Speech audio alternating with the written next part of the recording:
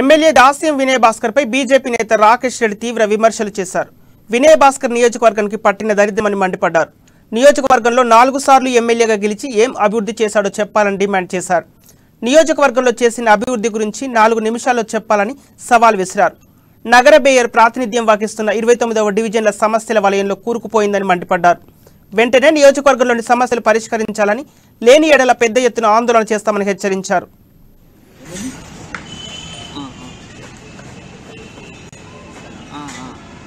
ప్రశ్నిస్తారు, జైల్లో పెట్టండి. రేషన్ కార్డుల మీద ప్రశ్నిస్తారు, జైల్లో పెట్టండి.